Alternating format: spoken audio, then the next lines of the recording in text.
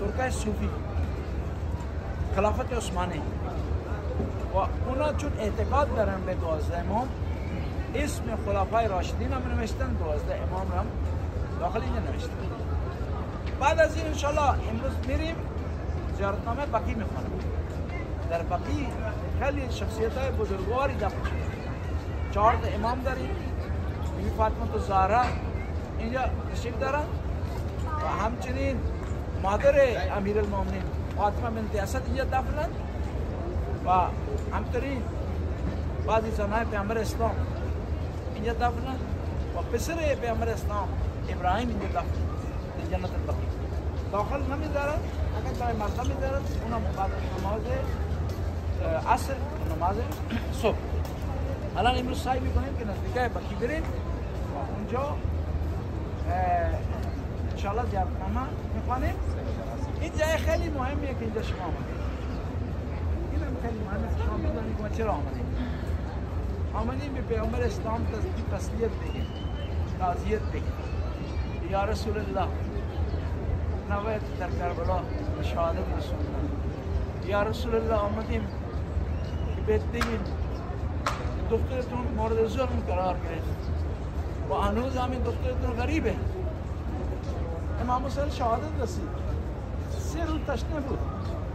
بیبی‌ها را بعد از شهادت امام حسین مورد ظلم قرار دادن. ولی الان می‌بینیم میریم یه گنبدی داره، یه بارگاهی داره، نماز اینجا میخوانیم، زری را دست میزنیم. ولی بیبی فاطمه الزهرا هنوز هم مظلومه، زری در کار نیست و اون هم مشخص نیست. بیبی کنار باباش دفنه، کنار منبرش دفنه، کنار امام حسن دفنه، یا جداگانه دفن شده. چرا آمدن؟ چرا قبر بیبی معلوم نیستش؟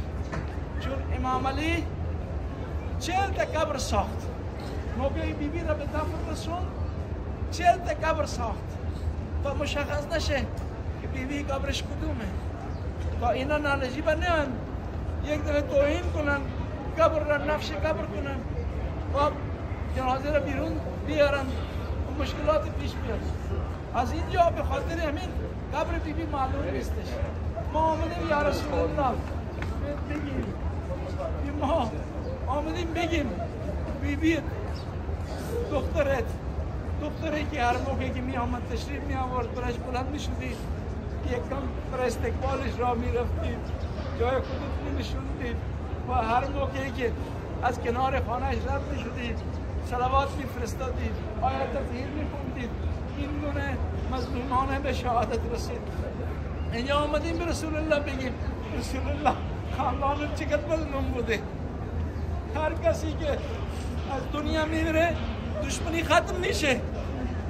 از دنیا که بیره اگر خیلی هم دشمن داشته باشد میگن که این چشم از جهان فرو بسته، الان ما نباید بهش دشمنی کنیم. ولی خاندان پیامبری که مظلوم بودن بعد از اینکه امام حسن شهادت رسید جنازه را آوردن پیامبر اسلام می‌خواستن دفن کنند، نانجیبه نگذاشتن، جنازه را تیر باران کردند. ابوالفضل جلو افتاد، حسین جان اجازه بدید من را جواب بدم. امام حسین گفت ابوالفضل جواب بدید برمیگرد کنار جدمون برادرمون دفن کنید، ما میبریم کنار مادرش دفن کنید تا این جنازهش آرام بسید.